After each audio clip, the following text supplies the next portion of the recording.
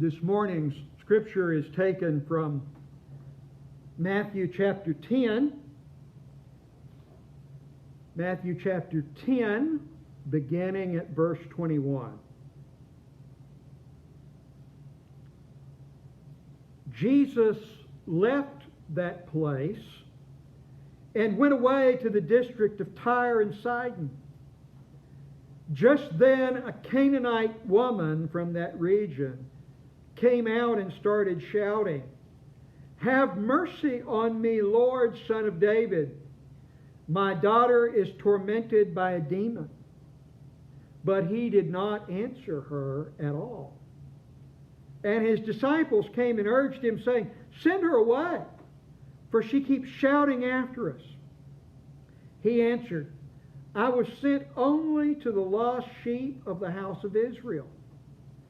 But she came and knelt before him, saying, "Lord, help me." He answered, "It is not fair to take the children's food and throw it to the dogs."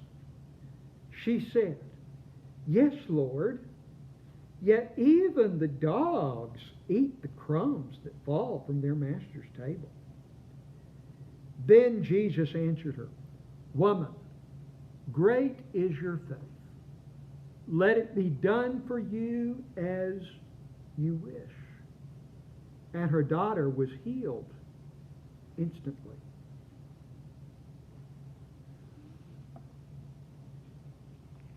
Over the years I've thought about, I haven't ever followed through, but I've thought about doing a study. A study maybe is better than a sermon series, but a study on things I wish Jesus hadn't said.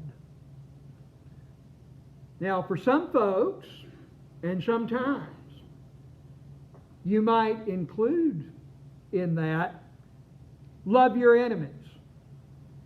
Love your neighbors as yourself. Sometimes your neighbors and your enemies are the same people. And it may be difficult to either have warm feelings for them or to do loving things for them.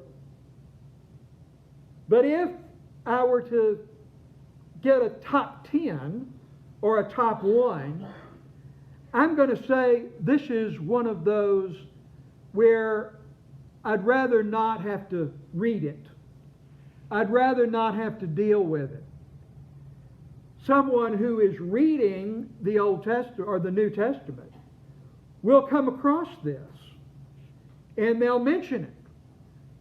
And they'll say, "What about Jesus here? He called or seemed to be calling that lady a dog." Now, I like dogs. I've had dogs. But if I were to compare a human being to a dog, that's not really a compliment. It kind of sounds like an insult, as a matter of fact. And then, because of that, we got to back up a little bit and look at what it is that's going on before this happens. First of all, Jesus, immediately before this, in Matthew's telling, has been in Galilee. And he has had a rather fierce argument with the religious leaders of his community. They have brought criticism of him and of his disciples about following the dietary laws of the community. And he's been pretty fierce in denouncing these religious leaders. He's even called them blind guides, also not a compliment. Things have gotten heated. And for whatever reason, maybe because they're angry at him, maybe because Herod has heard about Jesus and is kind of trying to find him possibly to take him into custody. He's in the region of Tyre and Sidon. Now, in our time, that would be part of the country of Lebanon, which is, as you know, right now, a troubled land. But he's outside Herod's jurisdiction. And he's outside the jurisdiction, the religious jurisdiction of the religious leaders he's been arguing with. Maybe he needs to rest, needs a vacation. These days, it's exhausting just to get through the day and make decisions, and you want to find some way to get away. Or maybe you come up with a getaway that's also in your house. But he's away. And he's not in Jewish country. There may be Jews living there. There were Jews living all over the Roman Empire. But it's not Jewish territory. And this woman comes up. And she's identified as a Canaanite. Now, that was not in the first century the way people were described. But the word evokes the time when the Israelites were beginning to settle in the land of promise. And their rivals for the land were Canaanites. They even called the land Canaan. And there was a long series of conflicts that were military and religious. The laws of Israel are laws that are sometimes in contrast with the Canaanite religious laws. So she is identified as a Canaanite. That is for sure means she's other. And she's other in the land of Tyre and Sidon. Now in Galilee, many, maybe most of the residents were tenant farmers. They owed the first part of their harvest to their landlords. And their landlords often were not residents of the same community. Many of them were residents of Tyre and Sidon. It would be like if you owed money to a New York bank, you might not be terribly kindly inclined toward the banker. And it is as if Jesus has gone to New York. And this woman is not a landowner, we don't think, or a landlord, but she's doing other things that are outside the scope of expected behavior. For one thing, she's a woman, and she's shouting in public. No matter where you were, a woman shouting in public is not done. It was a violation of the laws of propriety. She's shouting in public. And she's shouting in public at an outsider. She knows the language to address it.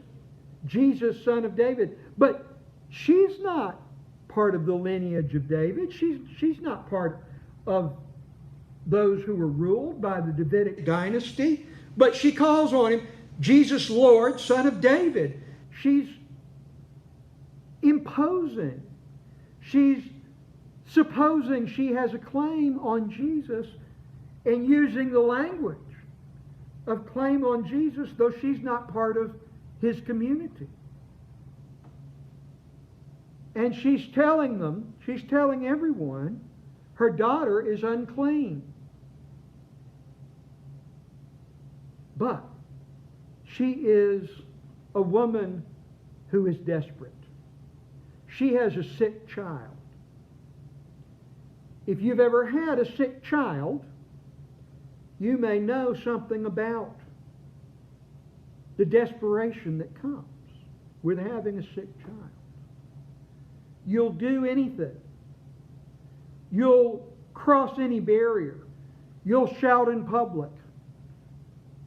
When Luke was first diagnosed with an autism spectrum disorder, I became a part of a email community of other parents who had autism spectrum disorder. And some of them were so desperate for a treatment or a cure that they put their faith in treatments that had some anecdotes saying they'd helped certain people. But the doctors who were prescribing these treatments hadn't submitted their treatment plans, their treatment protocols to peer-reviewed research. We didn't know if those treatments were safe or effective. And some of the treatments, as I got to know more about them, seemed to me to almost certainly be unsafe. I was reluctant. But they were desperate. And we'll do that. When we have a disease where there aren't any established, safe, and effective treatments, we'll try anything. She will try even crossing all of the barriers that are required to get something from Jesus. And the disciples take a familiar response. Just a little earlier, when there was a large crowd of Jewish people that had followed Jesus out into the wilderness, and he'd spent the day with them. And they were getting hungry, and the hour was getting late. And his disciples said, "Send them away. They're not our responsibility." And now this woman is shouting, and the disciples say, "Send her away. She's not our responsibility." Jesus initially has a neutral response. He says, "I was sent to the lost sheep of Israel. You're not part," he didn't say this, but "you're not part of the sheep of Israel." But she keeps shouting. She calls him Lord. "Sir, I'm desperate." And he says, "It's not fair to take the children's food and give it to the dogs." Now, it can't be a compliment to compare someone to a dog. And some folks have looked at the language and said, well, the word he used was kind of like the word puppies. Everybody likes puppies. Well, we like them. But we don't confuse them with our children. At least I don't.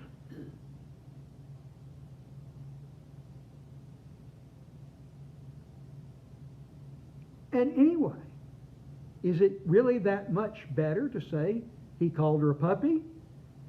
Would you like to be compared to a puppy? But she is desperate. And she won't give up. She says, but even the puppies get the scraps from the table. If the crumbs fall, the puppies eat them. It's like Snoopy. If you drop something on the floor, he believes it's his. We had a dog that believed if you left it on the counter where he could reach it, it was his. We had to learn how to put things further back on the counter. She doesn't mind the insult or the apparent insult because she's desperate. Now, in the Gospels, Jesus has arguments and disputes with men. With Simon Peter, with the religious leaders, even with the Roman authorities. He never changes his mind.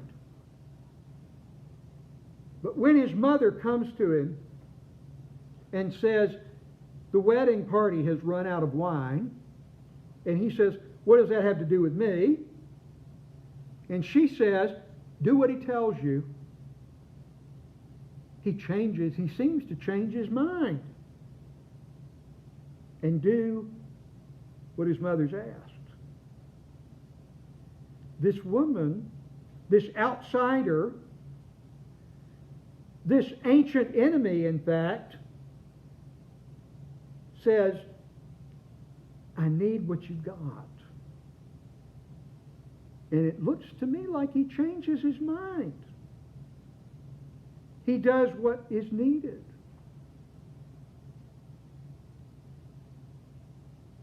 For sure, his ministry was to the lost sheep of Israel. But in later times, when the church confesses that Jesus is the Messiah, Jesus has fulfilled the hopes of Israel, the church might say, and they were inclined to say, this is for us. This is just for us. And then they remembered this story. Even Jesus extended his love and power and healing to our ancient enemy.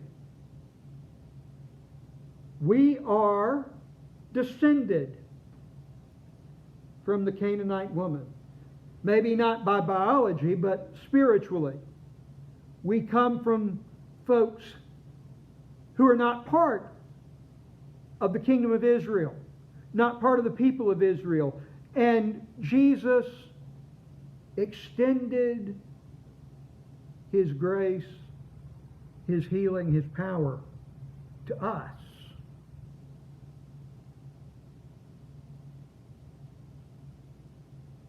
And there are those desperate